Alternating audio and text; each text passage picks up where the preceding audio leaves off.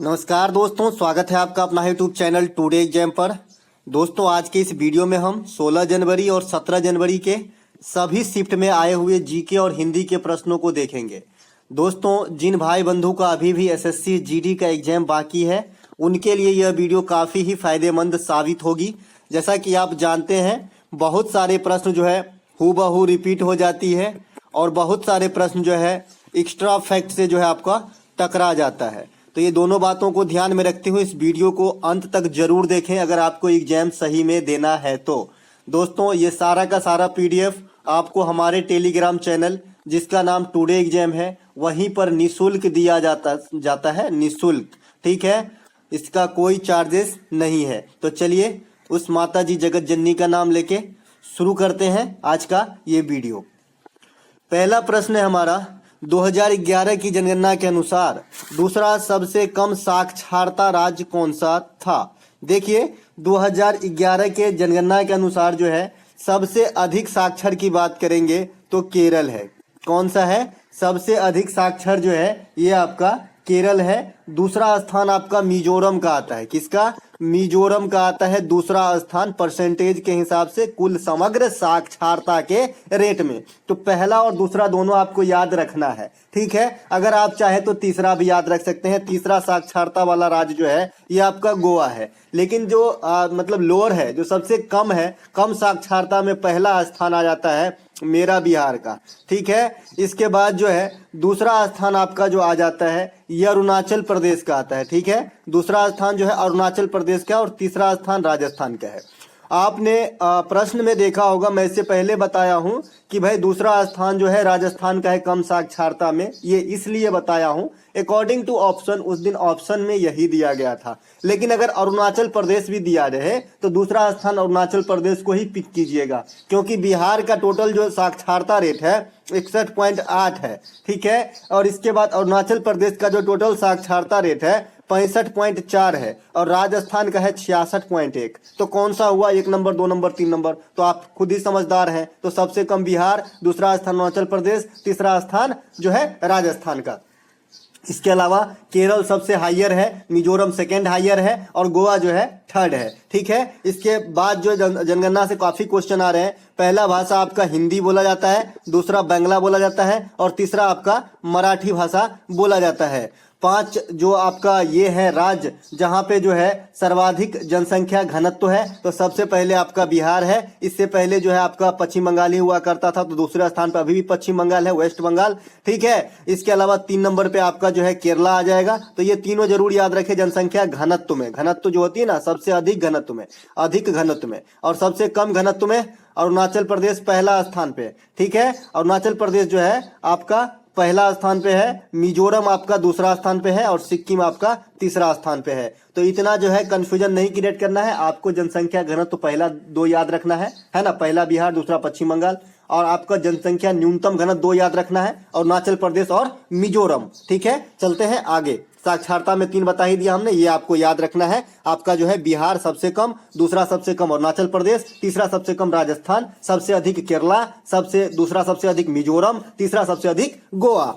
Tulip festival का आयोजन किस राज्य में होता है? दोस्तों, टाइम दे के पढ़ेंगे, ज्यादा समझ में आएगा। आप टाइम पे मत जाइए, है ना। बहुत कुछ आपको सीखने को मिल रहा है। एक प्रश्न में मैं यहाँ पे कम से कम 10 से 15 क्वेश्चन एक्स्ट्रा करा दे रहा हूँ, है ना, आपके काम के ही है। ट्यूलिप फेस्टिवल का आयोजन जो है ये जम्मू कश्मीर में होती है। जम्मू कश्मीर में आपका, जम्मू कश्मीर के लद्दाख में हेमिस फेस्टिवल का आयोजन होती है। जम्मू कश्मीर में आपका कंचौथ फेस्टिवल की जो आयोजन होती है आपका कहाँ पे? जम्मू कश्मीर के अंदर। तो ये सब बात ध्यान रखेंगे। जम्मू कश्मीर के अंदर पुष्कर जो आपका फेस्टिवल है, पुष्कर महोत्सव, उसका आयोजन होता है। ये सभी बात को ध्यान रखेंगे जम्मू कश्मीर के रिगार्ड में। इसके अलावा एक प्रश्न पूछा गया था, जैसी करनी वैसी भरनी का अर्थ क्या है? दोस्तों देखिए, गांव घर में भी बोलते रहते हैं हम लोग कि जैसी करनी वैसी भरनी, जैसा किया वैसा पाया। तो इसीलिए इसका तो सिंपल मीनिंग है। हिंदी जो है आपका कुछ ग्रामेटिकल पार्ट अगर छोड़ दिया जाए तो हिंदी बहुत ईजी आ रहा है। कुछ ग्रामेटिकल पार्ट से पूछे जा रहे हैं, जैसे सर्वनाम पहचाने, विशेषण पहचाने, वैसा। ठीक है, वो 2 क्वेश्चन आ रहे हैं। तो मान लीजिए आपने 70% हिंदी पिक कर दिया, फिर भी काफी अच्छा है। और आपको जो है कम से कम 18-17 हिंदी जरूर बनाने हैं और बन भी जाएंगे। ठीक है, आकाश के पर्यायवाची शब्द पूछा जाता है। आकाश और कमल और कवित्री का सही वर्तनी, ये तीनों शब्द इन कॉमन कर रखा है। तो आकाश का अंबर, गगन, नभ, है ना, ये सब आपका आकाश का पर्यायवाची शब्द है। प्रज्वलित का पर्यायवाची शब्द पूछा गया है। प्रज्वलित मतलब उदयमान, मतलब दीप्तिमान, मतलब जो जल रहा हो, जो प्रकाशित हो, है ना, उसे प्रदीप्त बोलते हैं। राष्ट्रमंडल खेल 2018 का कहाँ हुआ था? देखिए, राष्ट्रमंडल खेल 2018 जो है ये आपका गोल्ड कोस्ट में हुआ था, ठीक है। और 2022 कहाँ हुआ है राष्ट्रमंडल? तो ये बर्मिंघम इंग्लैंड में हुआ है, ठीक है। राष्ट्रमंडल खेल की शुरुआत की बात कर ले तो कब होती है? 1930 में होती है। कहां से होती है? हैमिल्टन, कनाडा से होती है। भारत कब भाग लेती है राष्ट्रमंडल खेल में? 1934 में भाग लेता है। और ये वाला राष्ट्रमंडल खेल कहां हुआ था? 1934 वाला तो लंदन में हुआ था, जहां से भारत भाग लेता है। राष्ट्रमंडल खेल का प्रारंभिक नाम क्या है? ब्रिटिश एम्पायर गेम है। 2022 में भारत का कौन सा पोजीशन रहा था? चौथा पोजीशन रहा था राष्ट्रमंडल खेल में। पहला पोजीशन किसका रहा था? ऑस्ट्रेलिया का रहा था। 2022 में भारत कितने पदक जीते थे? 61 पदक जीते थे। कैसा है इसका अनुपात? तो इसका अनुपात है 22, 16 और 23, जिसमें 22 गोल्ड, 16 आपका रजत है और 23 आपका ब्रॉन्ज है, ठीक है। चलते हैं आगे। अगला प्रश्न पूछा गया था, बस्तर का युद्ध कब हुआ था? देखिए, बस्तर का युद्ध 1910 में हुआ था। बस्तर जो है छत्तीसगढ़ में जो है एक एरिया का नाम है बस्तर, और ये एक जो है तटीय और नक्सली वाला जो है एरिया है। जैसा कि आप हमारी अधूरी कहानी वाला पिक्चर देखे होंगे, तो उसमें यहीं जाके राजकुमार राव जो है फंस जाता है और फिर नहीं आ पाता, और इधर विद्या बालन जो है सेटल हो जाती है दूसरे से, ठीक है। तो ये वाला जो है बस्तर है। सर्वोच्च न्यायालय का गठन कब हुआ था? पूछा गया था। तो 1950 में होता है आपका सर्वोच्च न्यायालय का गठन। सर्वोच्च न्यायालय से संबंधित जो आर्टिकल है 124 है। सर्वोच्च न्यायालय कितने प्रकार की रिट जारी करती है? तो 5 प्रकार की रिट जारी करती है। कौन से आर्टिकल का प्रयोग करके? 32 आर्टिकल का प्रयोग करके। संविधान में जो 32 आर्टिकल है, इसे क्या कहा जाता है? संविधानिक उपचारों का अधिकार। ये कौन से अधिकार है? तो ये मौलिक अधिकार हैं। इसे भीमराव अंबेडकर ने क्या कहा था? आर्टिकल 32 को संविधान का आत्मा कहा था। तो इतनी बात आपको ध्यान रखना है। इसके बाद सर्वोच्च न्यायालय से और भी थोड़ा सा मसाला है यहाँ पे। वर्तमान में चीफ जस्टिस जो है ये कौन है? तो जीवाई चंद्रचूड़ साहब हैं। ये आपका 50वां CJI है। इसके बाद अगर आपका 49वां पूछा जाएगा, पूछा भी गया है, तो UU ललित जो है आपका 49वां जो है CI थे। इसके पहले अगर 48वां पूछे तो रमन्ना साहब थे। इसके अलावा अगर पहला पूछे तो जस्टिस हीरालाल जे कानिया थे। प्रथम महिला पूछे सुप्रीम कोर्ट में जज, यानी CJI तो नहीं बन पाई लेकिन सिर्फ जज थी, तो ये थी आपका फातिमा बीबी, ठीक है। और अगर आपको प्रथम हाई कोर्ट की मुख्य न्यायाधीश पूछे महिला, तो आपका लीला सेठ। ये कहाँ की थी? तो ये हिमाचल प्रदेश की। इसके बाद जो सत्र न्यायालय की प्रथम न्यायाधीश पूछे महिला, तो अन्ना चांडी। तो ये सभी बातों आपको जो है आपके पॉकेट में, आपके जिह्वा पे होनी चाहिए। इंद्र का पर्यायवाची शब्द क्या है? देखिए, इंद्र को मेघराज, सुरेंद्र, सुरेंद्र, देवेंद्र, पुरंदर, ये सब जो है इंद्र को ही कहा जाता है, देवराज इंद्र, है ना। इसके अलावा मैक्रो फाइनेंस को भारत में कौन ऑपरेट करता है, कंडक्ट करता है? यूं कहे तो कौन, किस संस्था से एफिलिएटेड है? तो ये आपका भारतीय रिजर्व बैंक के जो है उनसे, RBI से जो है आपका एफिलिएटेड है मैक्रो फाइनेंस संस्था, ठीक है। अब RBI के बारे में थोड़ा सा आ जाते हैं। RBI की जो स्थापना की बात करेंगे तो 1935 में होती है, और राष्ट्रीयकरण जो है, नेशनलाइजेशन, ये आपका 1949 में होता है। मुख्यालय इसका मुंबई में है। वर्तमान में गवर्नर शक्तिकांत दास है, और ये 25वें नंबर के गवर्नर है। अगर 24वें पूछे तो उर्जित R पटेल है। अगर पहला गवर्नर आपसे पूछे तो ओसवर्ण सिमिथ है। कौन है? ओसवर्ण सिमिथ जो है ये पहला गवर्नर है RBI के, ठीक है। और पहला भारतीय गवर्नर पूछे तो CD देशमुख साहब है। ये आपका प्रथम भारतीय गवर्नर बने थे। इसके लोगो की बात कर ले तो तार के वृक्ष के साथ बाघ, या सॉरी शेर जो है इसका जो है लोगो है। इसके अलावा मौद्रिक नीति बनाना, नोट छापना, बैंक दर जारी करना, CRR जारी करना, CLR जारी करना, रेपो रेट जारी करना, रिवर्स रेपो रेट जारी करना, मुद्रास्फीति को रोकने में अहम भूमिका निभाना, ये सभी RBI का काम है। इसके अलावा 1 रुपए की जो नोट होती है, इसको अगर छोड़ दे तो अन्य सभी नोटों पे RBI के गवर्नर जो होते हैं उन्हीं के हस्ताक्षर होते हैं। तो 1 रुपए के नोट पे वित्त सचिव भारत सरकार के हस्ताक्षर होते हैं। RBI को भारत में बैंकों का बैंक कहा जाता है तथा अंतिम ऋणदाता बैंक कहा जाता है। इसमें आम आदमी का खाता नहीं खुल सकता, क्योंकि ये भी क्वेश्चन आपके एग्जाम में आ चुका है।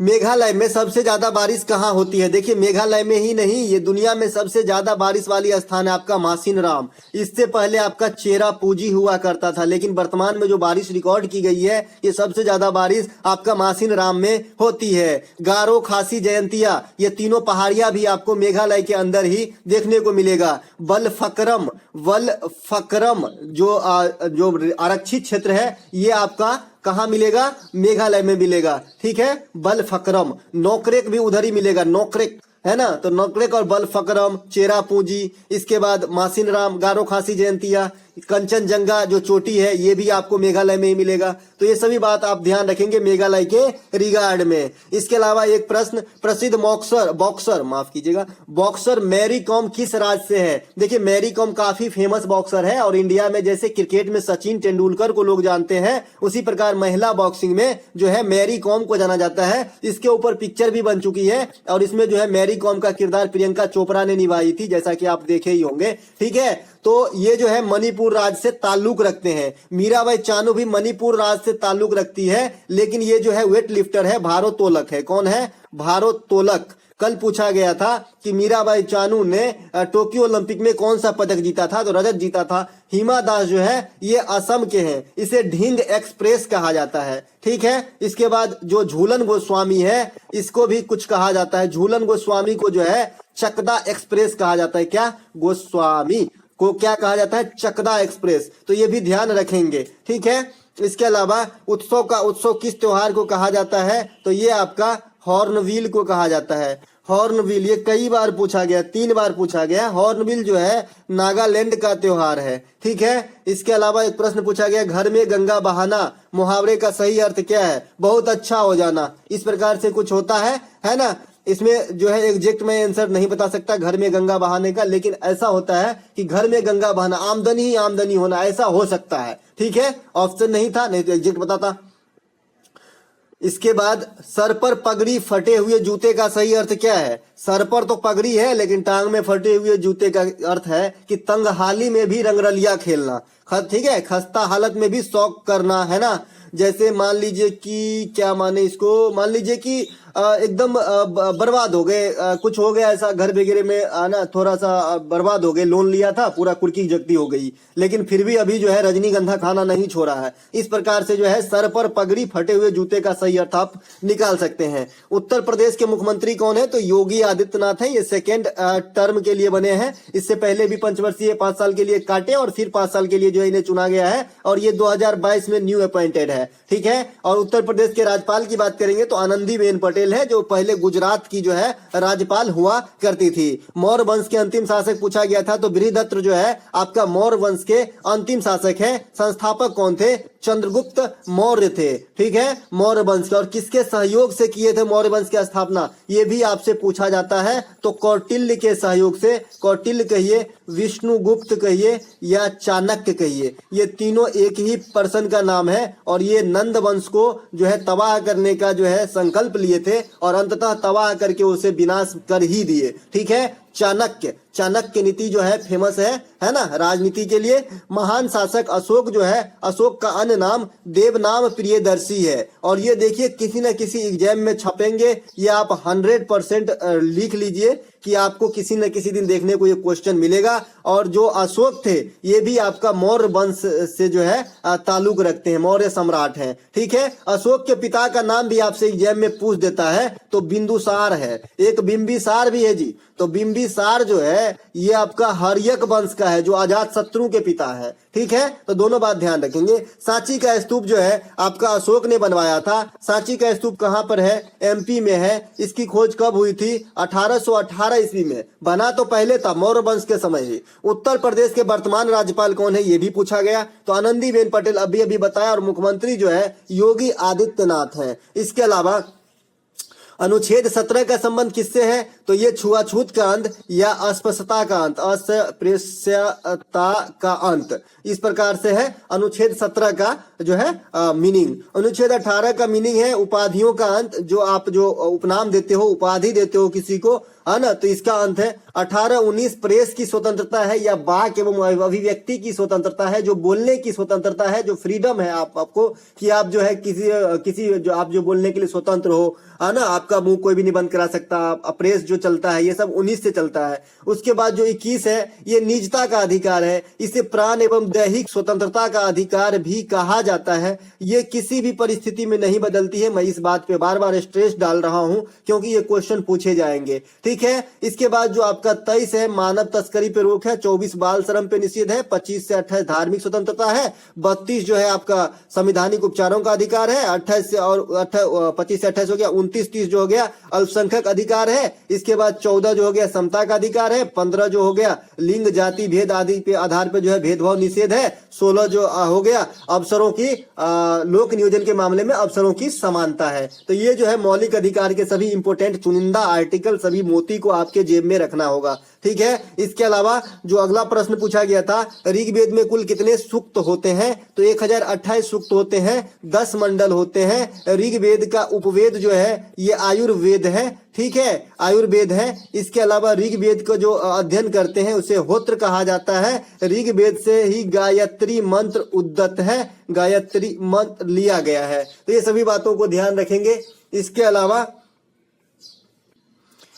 अलावा बात कर ले ऋग्वेद में श्लोक की संख्या यानी मंत्र की संख्या कितनी है? तो 10,462 मंत्र है, कहीं कहीं 10,500 भी लिखता है, ठीक है। तो इसी के आंकड़े में रहेगा।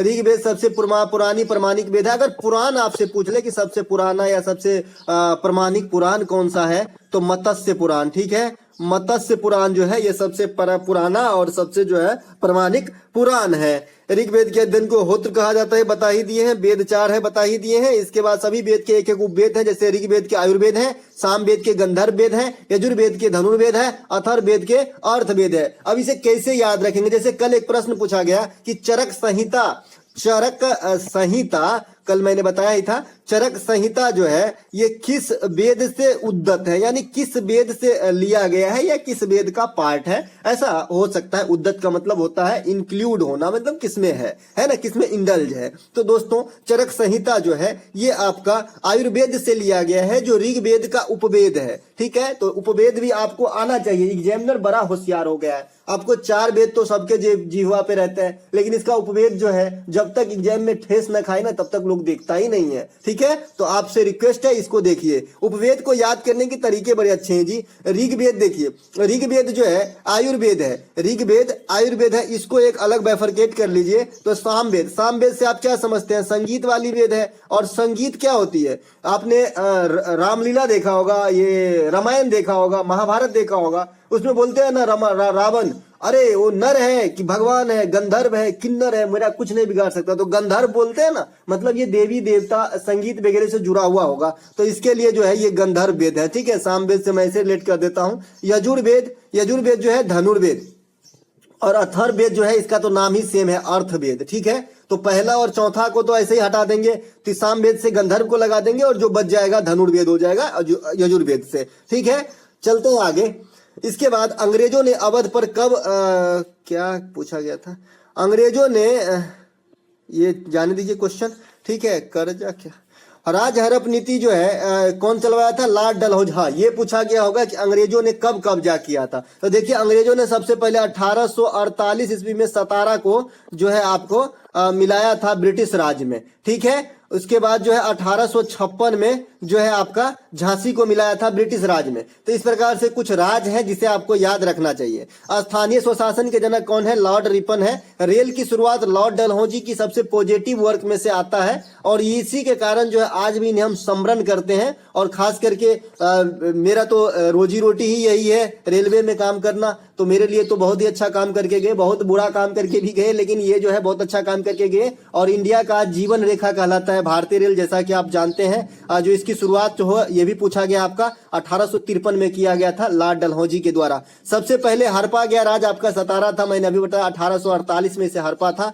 ये महाराष्ट्र के अंदर है। बंगाल विभाजन लॉर्ड कर्जन करता है और ये ईस्वी होती है 1905, ठीक है। और बंगाल विभाजन निरस्त कब होती है ये भी पूछा जाता है, तो 1911। उस समय अंग्रेज कौन होता है? लॉर्ड हार्डिंग, ठीक है। तो ये सब बात ध्यान आपको रखना है, रिलेट करना है। स्वदेश एक आंदोलन चलाया था, स्वदेशी आंदोलन, जो बंगाल विभाजन के खिलाफ में था, ये 1905 में ही होती है। और आपसे यहां से क्वेश्चन पूछा जाता है कि महात्मा गांधी कौन से आंदोलन से नहीं जुड़े रहे, तो स्वदेशी आंदोलन में महात्मा गांधी का नहीं पता था यहाँ, क्योंकि उस समय वो साउथ अफ्रीका में थे, क्योंकि ये 1915 में लौटे ही थे और स्वदेशी आंदोलन आपका 1905 में हुआ था, ठीक है। तो ये वाला क्वेश्चन भी बता दिया। इसके अलावा विटामिन सी का रासायनिक नाम आपसे पूछ लिया गया था। तो देखिए विटामिन सी जो होते हैं, जो भी सिट्रस फल होते हैं, जो भी खट्टे फल होते हैं, सभी का अच्छा स्रोत होता है विटामिन सी का, जैसे आंवला वगैरह हो गया, और जो भी खट्टे खट्टे फल होते हैं। अब ये नहीं कि अचार भी कहिएगा कि भाई बहुत ज्यादा विटामिन सी है, आज 2 4 10 खा लेंगे, ऐसा नहीं है, ठीक है। मैं फल की बात कर रहा हूँ, नेचुरल तरीके से बात कर रहा हूँ, ठीक है। विटामिन ए को रेटिनॉल कहते हैं और इसके कमी से आंख की बीमारी होती है, जैसे रतौंधी, मोतियाबिंद वगैरह। और स्कारबिक एसिड की कमी से ही बीमारी होती है, स्कर्वी बीमारी होती है। मसूड़े जो ऊपर मांस होते हैं ना, मसूड़े के पास, वहां से खून आने लगती है और मसूड़े कमजोर होने लगती है। इसके बाद विटामिन B1 को थायमीन कहते हैं, इसके कमी से प्रचलित रोग बेरी वेरी हो जाती है, ठीक है। इसके अलावा विटामिन डी को कैल्सीफेरोल कहते हैं, इसके कमी से हड्डी की बीमारी होती है, जिसे रिकेट्स कहते हैं, हड्डी वगैरह मुड़ जाती है ना। इसके बाद विटामिन ई के कमी से जो है आपका जनन क्षमता में कमी आती है और इसे टेकोफेरॉल कहते हैं। विटामिन ई जो है सूर्य के प्रकाश में, सवेरे सवेरे वाला प्रकाश में, अब ये नहीं कि दोपहर के 2 बजे आप विटामिन डी खोजने बैठ गए सूर्य के प्रकाश में तो दूसरा डी निकल जाएगा, ठीक है, सवेरे सवेरे वाला में। गिर राष्ट्रीय उद्यान किस राज्य में स्थित है? देखिए गिर जो है गुजरात में है, गिर है आपका, बंसदा है आपका, ये सब जो है गुजरात में स्थित है। गुजरात में आपका कच्छ का जो है रण स्थित है। इसके बाद संजय गांधी राष्ट्रीय उद्यान आपका महाराष्ट्र के अंदर स्थित है। पेंच राष्ट्रीय उद्यान महाराष्ट्र के अंदर स्थित है। पेंच राष्ट्रीय उद्यान को टाइगर रिजर्व का दर्जा दे दिया गया है, तो पेंच टाइगर रिजर्व आप कहना पड़ेगा। कैबुल लामजाओ मणिपुर में है। पीलीभीत उत्तर प्रदेश में है। इसके बाद आपका जो है सत्यमंगलम टाइगर रिजर्व, ये आपका तमिलनाडु में है। और पिछला साल वाला T-2 पुरस्कार इसी को दिया गया था। इसके अलावा गुजरात राज्य आ गया है, तो यहाँ से मैं फिर से उतने चीज को जरूर टटोल दूंगा, क्योंकि गुजरात राज्य से जो है काफी क्वेश्चन, गुजरात और गोवा, इन दोनों राज्य से काफी क्वेश्चन पूछे जाते हैं आपके एग्जाम में, खास करके इस बार के जीडी में। आप उल्टा के देख लीजिए। तो गुजरात में जो है आपका मोढेरा का सूर्य मंदिर है, मोढेरा का सूर्य मंदिर है। मोढेरा एक ऐसा गांव है, इंडिया का पहला गांव बना है जहां 24x7 यानी 24 घंटे जो है, सप्ताह के 7 दिन 24 घंटे सौर ऊर्जा से संचालित गांव है। सौर ऊर्जा जो है इसे मिलता रहता है, इतना सफिशियंट है। इसके अलावा पालीताना का जैन मंदिर, पालीताना का जैन मंदिर है। भावनगर में जो नमक अनुसंधान केंद्र है, ठीक है। इसके बाद आनंद डेयरी है। इसके बाद जो कच्छ का रण बताया। इसके बाद जो है धौलावीरा है। इसके बाद में जो है स्टेचू ऑफ यूनिटी है। तो ये सब आपको जो है गुजरात के मतलब सेंस में याद रखना है। अगला प्रश्न है हमारा, राष्ट्रपति पर महाभियोग किस आर्टिकल में वर्णित है? कल चौथा शिफ्ट में ये पूछा गया था। कल मैं चौथा शिफ्ट का पार्टिकुलर एनालिसिस नहीं करवा पाया था, कुछ काम था, माफी चाहता हूं। लेकिन मैं जो कमेंट वाला वीडियो लाया था, अभी देख लीजिएगा, उस पे जो है चौथा शिफ्ट का भी इंक्लूड है, ठीक है। राष्ट्रपति पर महाभियोग जो है 61 में वर्णित है।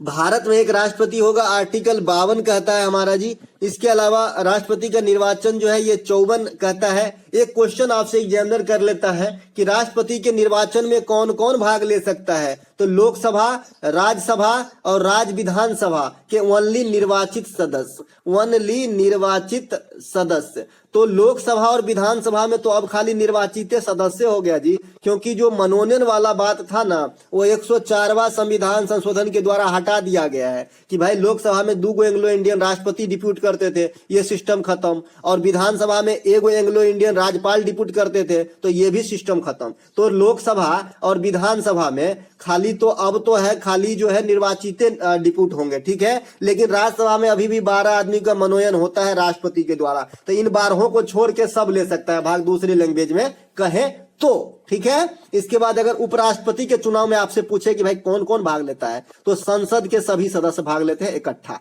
संसद के सभी सदस्य, इसमें जो है विधानसभा का जिक्र नहीं होता है जी, ठीक है। इसके अलावा राष्ट्रपति की शपथ ग्रहण जो है अनुच्छेद 7 होता है, और राष्ट्रपति पर महाभियोग 61 समझ ही गए।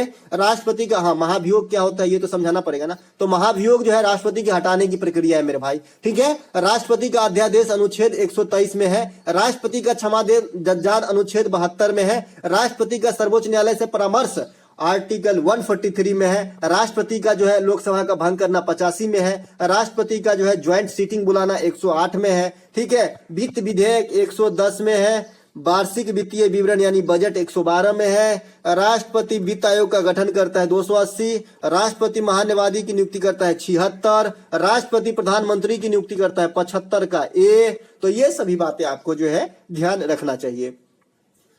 इसके अलावा एक प्रश्न यहाँ पे, फीफा 2026 खेल का आयोजन कहाँ होगा, बताया था पहले भी, तो अमेरिका, कनाडा और मेक्सिको के अंदर होगा। 2022 में फीफा जो है कतर में हुआ था, विजेता अर्जेंटीना, उपविजेता फ्रांस रहा था। 2018 में जो आपका फीफा जीता था ये आपका फ्रांस जीता था, ठीक है। और उस समय के उपविजेता जो है क्रोएशिया रहे थे। अभी आपने देखा 2018 में कॉमनवेल्थ गेम पूछ सकता है, तो फीफा क्यों नहीं पूछ सकता। तो इसीलिए कौन जीता कौन हारा आपको ध्यान रखना चाहिए। इसके अलावा यही साल यानी 2023 में ही, कभी कभी 2022 से कहा जाता है ना, 2023 में जो है इसी साल महिला वाला फीफा होगा ऑस्ट्रेलिया न्यूजीलैंड में। अब फीफा वर्ल्ड कप अंडर 20 भी इसी साल प्रस्तावित है इंडोनेशिया में। इंडोनेशिया में अभी G20 की बैठक हुई है 2022 के अंदर, और 2023 के अंदर भारत में G20 की बैठक होगी, ये बात भी ध्यान रखना है। फीफा का मुख्यालय ज्यूरिख में है, कल छपा था ये क्वेश्चन सेकंड शिफ्ट में, ठीक है। फीफा की स्थापना 1904 में होती है।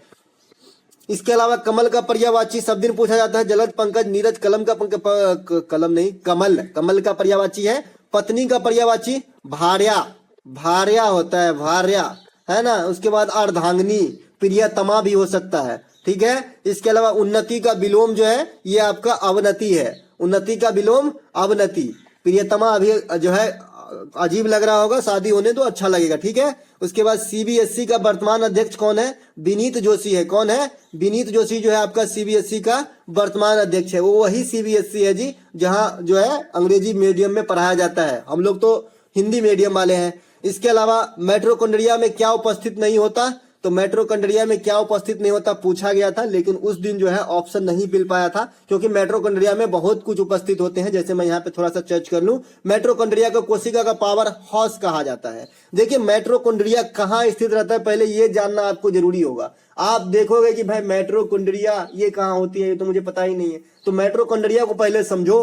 देखिए हमारा शरीर जो है शरीर एक सिस्टम है ना। तो ये सिस्टम कई सारे चीजों से मिलकर बने हैं। तो सबसे पहले समझिए, सबसे छोटी जो है इसे हम कह देते हैं कोशिका।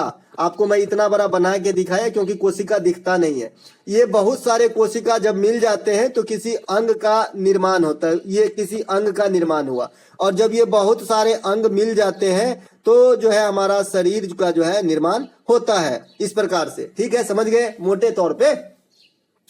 अब ये कोशिका खुद इतना छोटा है कि मैं इसे देख नहीं सकता। अब इसके अंदर भी बहुत सारे पार्ट है, जैसे माइटोकॉन्ड्रिया है, गोल्जी बॉडी है, इसके बाद न्यूक्लियस है, इसके बाद लाइसोसोम है, राइबोसोम है, ये सभी जो है आपके इसके अंदर पड़ा हुआ है। तो इसके अंदर जो माइटोकॉन्ड्रिया, इसके अंदर क्या नहीं पाया जाता ये पूछा गया था। तो इसके अंदर भी बहुत चीज पाया जाता है। माइटोकॉन्ड्रिया को कोशिका का पावर हाउस इसलिए कहा जाता है क्योंकि ये कोई हवा में नहीं है। कहा इसलिए जाता है कि जब आप सांस लेते हैं इस प्रकार से, ये आपका मान लीजिए नाक है, यहाँ से सांस लिए तो ये सांस लेने के बाद जो है फेफड़ा के जो यहाँ पे वायु कोष्ठक तक आ जाता है आपका हवा। इसमें ब्लड रहता है पहले से भरा हुआ, है ना। और यहाँ से जो ब्लड में हीमोग्लोबिन रहता है ये आपके द्वारा लाए गए ऑक्सीजन को उठा लेता है, ऑक्सीजन को, और ये कोशिका में जाके शरीर के विभिन्न भाग के सभी कोशिकाओं को जो माइटोकॉन्ड्रिया जहां जहां मिलता है उसको देते आ जाता है ऑक्सीजन। तो यही माइटोकॉन्ड्रिया जो है आगे पास करके जो है आपका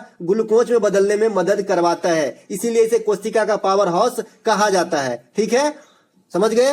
इसके अलावा लाइसोसोम को आत्महत्या की थैली कहा जाता है। क्यों कहा जाता है आत्महत्या की थैली, इसलिए कि मान लीजिए कहीं हमें चोट वगैरह लग जाता है तो चोट वगैरह लग जाता है तो बाहरों से स्किन काला हो जाता है, लाल हो जाता है ना। तो अंदरों तो कुछ ना कुछ होता होगा ना, अंदरों तो यहाँ का सेल मरता होगा चोट लगने से, तो उस सेल को साफ सफाई कौन करेगा? तो लाइसोसोम करेगा। वहां पे जो है डिटोल का काम करता है, डिटोल डाल देता है, मर जाता है, मतलब जो भी वहां पे जो मरा हुआ चीज रहता है उसे साफ कर देते हैं, उसके जगह पे जो है नया चीज का निर्माण होता है। इसीलिए लाइसोसोम को आत्महत्या की थैली कहते हैं। यकृत को केमिकल का फैक्ट्री कहता है। क्यों कहता है भाई? यकृत तो बहुत सारे चीज जो है ग्लूकोज को है ग्लाइकोजन के रूप में स्टोर रखना, जब शरीर को जरूरत पड़े तो दे देना, पित्त का निर्माण करना, है ना, ये सब जो है आपका यकृत का ही काम है। इसीलिए जो है केमिकल का फैक्ट्री कहा जाता है। साथ ही साथ यकृत को मानव शरीर की सबसे बड़ी ग्रंथि कहा जाता है। सबसे छोटी ग्रंथि कहा जाएगा तो मास्टर ग्रंथि होता है, यानी पीयूष ग्रंथि होता है। सबसे छोटी यानी पिट्यूटरी ग्रंथि होता है। इसी क्या 3 गो नाम है, ठीक है, पिट्यूटरी, है ना, ये मस्तिष्क में पाया जाता है। ये सबसे छोटा ग्रंथि है, सबसे बड़ा ग्रंथि लीवर है।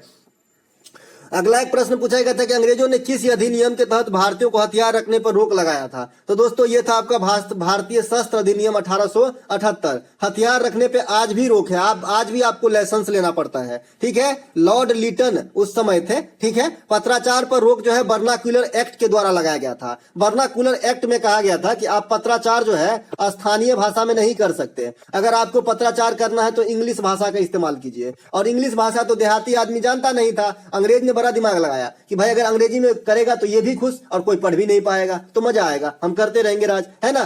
तो इसके लिए वर्नाक्यूलर एक्ट लगाया गया था। भारतीय प्रेस के मुक्तिदाता चार्ल्स मेटकॉफ को कहा जाता है, तो ये बात भी आपको ध्यान रखना है। इसके अलावा जिसमें शक्ति ना हो उसे निर्बल, दुर्बल, कमजोर, असहाय, है ना, लाचार नहीं कर सकते भाई। लाचार लोग कंडीशन से लाचार होते हैं, है ना, शरीर से लाचार नहीं कर सकते, ठीक है। ईडन गार्डन स्टेडियम कहाँ स्थित है? तो ये आपका कोलकाता में है। यहाँ पे क्रिकेट जबरदस्त होती है, ठीक है। फिरोज शाह कोटला स्टेडियम ये आपका दिल्ली में है। इसका नाम बदलकर अरुण जेटली स्टेडियम कर दिया गया है। इसके अलावा जनगणना 2011 के अनुसार केरल में पुरुष की साक्षरता दर कितनी है? तो 96.11 है, ठीक है। केरल में समग्र साक्षरता 96.2 है, ठीक है। केरल में महिला साक्षरता 84.7 है। और अगर देश की टोटल साक्षरता बात कर ले अकॉर्डिंग टू 2011 तो 74.04 है। सबसे अधिक साक्षरता केरल, सबसे कम साक्षरता बिहार, सेकेंड सबसे कम साक्षरता बता ही दिया था अरुणाचल प्रदेश, थर्ड सबसे कम साक्षरता राजस्थान। अगर बिहार और राजस्थान ऑप्शन में है और दूसरा सबसे कम साक्षरता पूछ लिया तो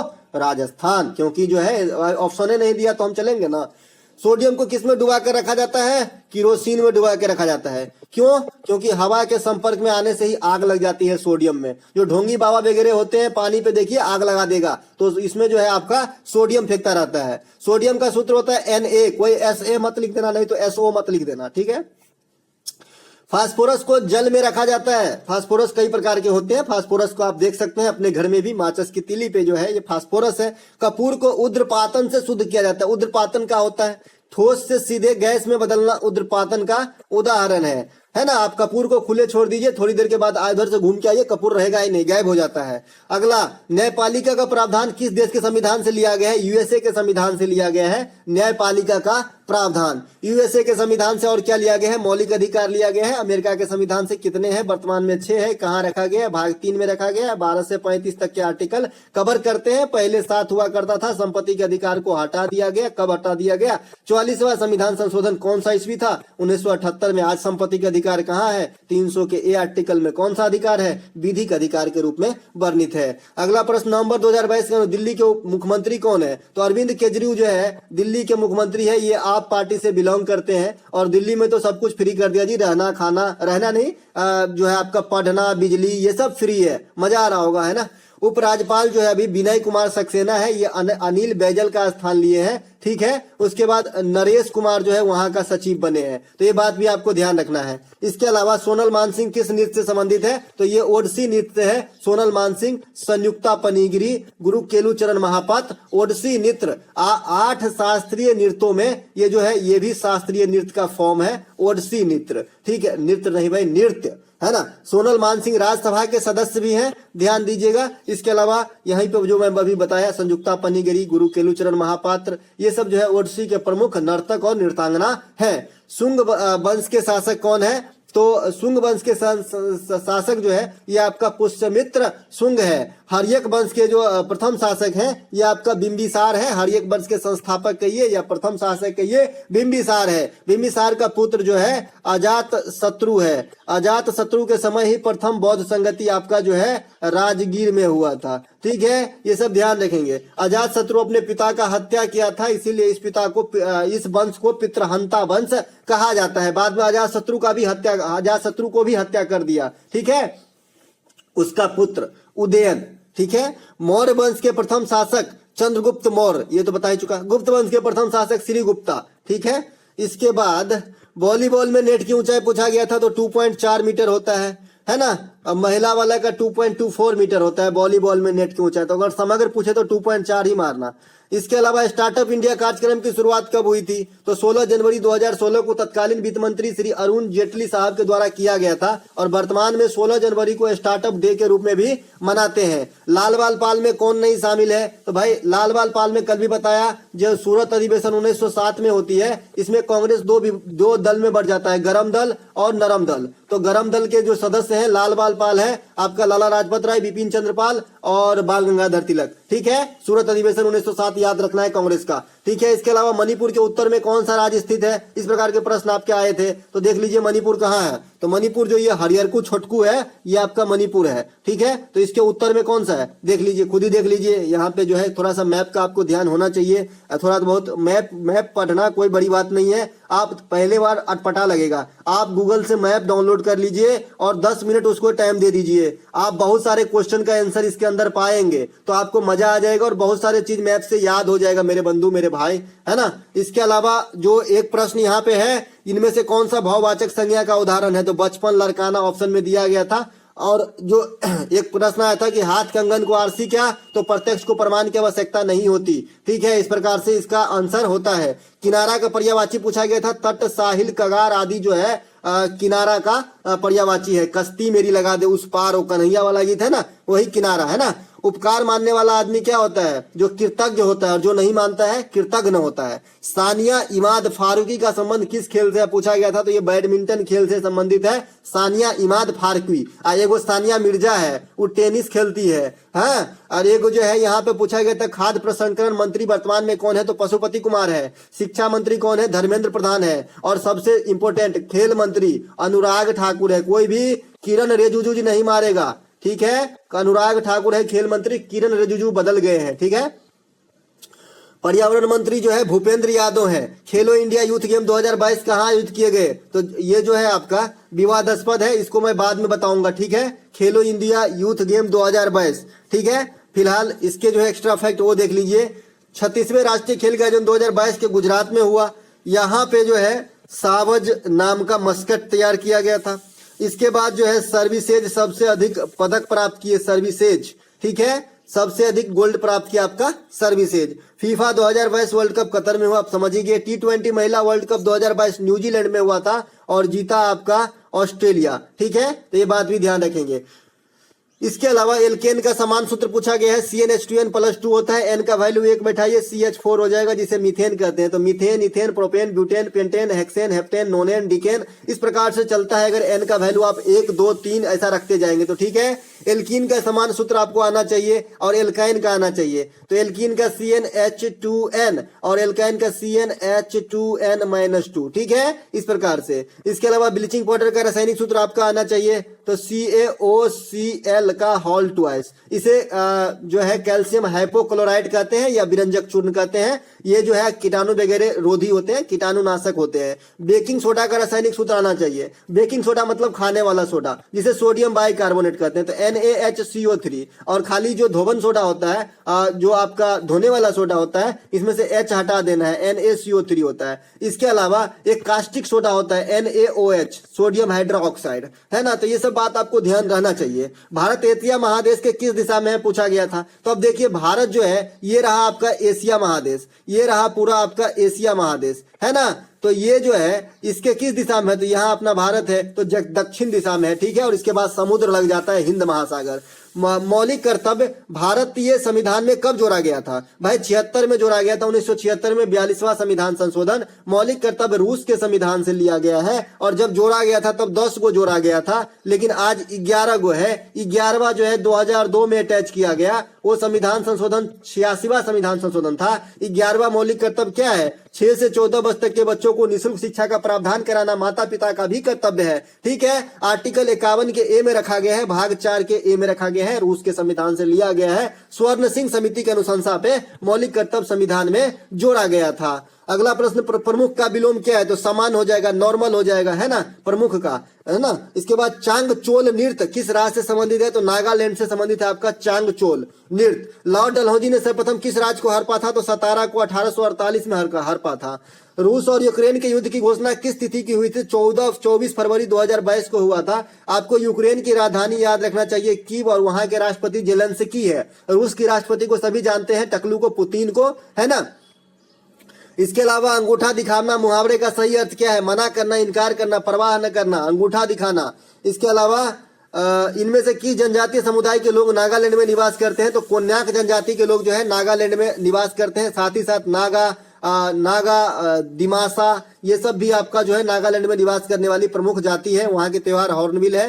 निम्नलिखित में से कौन सा एक नृत्य नागालैंड से संबंधित है? तो चोंग नृत्य जो है यह आपका नागालैंड से संबंधित है, और ऑप्शन नहीं मिल पाए थे। आकाश का जो विलोम शब्द है ये पाताल है। इसके बाद मिस अर्थ इंडिया 2021 किसे चुना गया? तो रश्मि माधुरी को। स्टेट बैंक ऑफ इंडिया की स्थापना कब हुई थी? तो 1955 में हुई थी। स्थापना नहीं हुई थी, नाम बदला गया था। इंपीरियल बैंक ऑफ इंडिया का नाम बदलकर, जिसकी स्थापना 1921 में हुई थी, इसी बैंक का नाम बदलकर 1955 में एसबीआई कर दिया गया। और एसबीआई जो है वर्तमान में भारत सरकार का सबसे बड़ा सार्वजनिक क्षेत्र का बैंक है। दिनेश खारा जो है इसके प्रमुख है वर्तमान में। ठीक है, इसके अलावा प्रत्यक्ष का विलोम शब्द क्या है? तो परोक्ष हो जाएगा। प्रत्यक्ष मतलब सामने, परोक्ष मतलब मुंह के पीछे। ऑस्ट्रेलिया का मुद्रा क्या है? ऑस्ट्रेलियन डॉलर होता है। राजधानी है कैनबरा में होता है। नौ का पर्यायवाची शब्द, नौका, कश्ती, डांगी, पोत जो है नौ का पर्यायवाची शब्द है। दोस्तों फास्ट चलना पड़ेगा, नहीं तो जो है बहुत लंबा वीडियो हो जाएगा। भारत में दूसरा सबसे ऊंचा बांध कौन सा है? देखिए, भारत की सबसे ऊंचा बांध कहे तो टिहरी बांध सबसे ऊंचा कहे तो टिहरी उत्तराखंड, लेकिन दूसरा सबसे ऊंचा कहे तो भाखड़ा नांगल बांध। और गुरुत्वीय बांध में कहे सबसे ऊंचा तो भी भाखड़ा नांगल बांध। ये जो है आपका ग्रेविटेशनल जो है आपका डैम है। ठीक है, भाखड़ा नांगल बांध सतलज में पंजाब में स्थित है। इसके अलावा कुछ एरिया हिमाचल प्रदेश तक भी टच करता है। भारत का सबसे ऊंचा गुरुत्वीय बांध जो है भाखड़ा नांगल बांध ही है। भारत का सबसे ऊंचा बांध टिहरी बांध उत्तराखंड है। इसके बाद टिहरी बांध भागीरथी और भिलंगना नदी के संगम पे है। हीराकुंड बांध परियोजना महानदी पर है, और ये कहां पर है? उड़ीसा में स्थित है। सरदार सरोवर परियोजना, ओमकारेश्वर परियोजना कहां है? तो नर्मदा नदी पर स्थित है। उत्तर प्रदेश की सीमा पूर्व में किस राज्य से लगती है? तो बिहार और झारखंड से लगती है। उत्तर प्रदेश की सीमा कुल 8 राज्यों को स्पर्श करती है। चलते हैं आगे। कांचीपुरम की किसकी राजधानी थी? तो पल्लवों की राजधानी कांचीपुरम थी। पल्लव वंश के संस्थापक जो है ये सिंह विष्णु हुआ करते थे। अगला प्रश्न, सप्तर्षि तारामंडल को क्या कहते हैं? तो अर्सा माइनर कहा जाता है। सबसे ज्यादा बार रणजी ट्रॉफी कौन सा टीम ने जीता है? तो मुंबई ने जीता है। ठीक है, इसके अलावा रणजी ट्रॉफी 2022 के विजेता कौन है? तो मध्य प्रदेश है। ठीक है, रणजी ट्रॉफी जो है 41 बार आपका मुंबई ने जीता है। फार्मूला 1 रेस गेम की शुरुआत कब हुआ था? इसकी जवाब मुझे अभी तक नहीं मिल पाया है। मिलेगा तो मैं आपको बता दूंगा, है ना। जबकि इटालियन ग्रैंड प्रिक्स 2022 के विजेता कौन है? मैक्स वर्स्टापेन है। ठीक है, जरूरी नहीं है दोस्तों कि 100% किसी को कोई चीज आए, जरूरी हो भी नहीं सकता, हो भी नहीं सकता। मैं यहां तक बता रहा हूं, न्यूटन साहब, स्टीफन हॉकिंस साहब, इनको भी नहीं आता होगा 100%। कोई हो ही नहीं सकता इस सृष्टि में, नहीं तो गॉड बन जाएंगे भाई। वर्तमान में जो है आपका केंद्रीय सतर्कता आयुक्त कौन है? तो ये आपका सुरेश एन पटेल है। ठीक है, इसके बाद 6 से 14 वर्ष तक के बच्चों के लिए निःशुल्क शिक्षा का प्रावधान कराना कब लिखाया गया? 2002 में 86वां संविधान संशोधन, और अप्रैल 2010 से लागू होती है। लौह स्तंभ किससे संबंधित है? विक्रमादित्य यानी चंद्रगुप्त द्वितीय। चंद्रगुप्त द्वितीय के समय कौन आया था भारत? फहियान आया था। हर्षवर्धन के समय हेनसांग आया था। भारत का प्रथम उपग्रह कौन सा है? आर्यभट्ट। कहां से छोड़ा गया था? सोवियत संघ से। इसमें से कौन सा अधातु है आपसे पूछा गया था? तो अधातु जो है इसमें से ऑक्सीजन तो तत्व हो जाएगा, फास्फोरस, सल्फर, ये सभी जो है धातु के ही उदाहरण है। ठीक है, कोई भी जो है आपका धातु नहीं है। उपधातु कौन है भाई? सिलिकॉन, बोरॉन, जर्मेनियम, पोलेनियम, ये सब उपधातु है। धातु कितने आधुनिक आवर्त सारणी में? अधातु कितने हैं? तो 20। और उपधातु कितने हैं? 7। अधातु कितने हैं? तो 91। और टोटल कितने हैं? तो 118। कल ये भी पूछा गया था कि टोटल कितने हैं। और मेंडलीव वाला में टोटल कितना है? तो 63 को। एशियन डेवलपमेंट बैंक की स्थापना कब हुई? 1966 में। मुख्यालय कहाँ है? फिलीपींस के मनीला में। 23 दिसंबर को किसकी जयंती मनाई जाती है? चौधरी चरण सिंह के। कौन से दिवस के रूप में? किसान दिवस के रूप में। चौधरी चरण सिंह कौन थे? भूतपूर्व प्रधानमंत्री। 2019 में किस मंदिर को यूनेस्को में शामिल किया गया? रामप्पा मंदिर तेलंगाना को, और धौलावीरा गुजरात को, दोनों एक ही साथ साइट शामिल किए गए थे यूनेस्को में। यूनेस्को का मुख्यालय कहाँ है? पेरिस के अंदर स्थित है। दोस्तों अब दूसरे वीडियो में लेकर आएंगे, नहीं तो पीडीएफ तो बहुत लंबा है, अभी बहुत सारे प्रश्न बताना है आपको। तो मिलेंगे एक नए वीडियो में, तब तक के लिए जय हिंद। और ये पीडीएफ आपको हूबहू मिल जाएगा, तो पीडीएफ भी हम दे देंगे, ठीक है। तो अगर अच्छा लगा हो तो लाइक जरूर कर लीजिएगा।